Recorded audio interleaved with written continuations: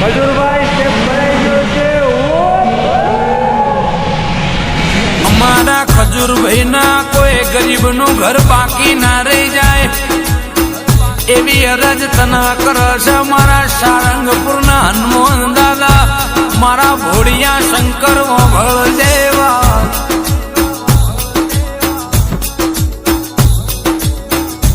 પોતે તાપના તડકો વેઠ્યો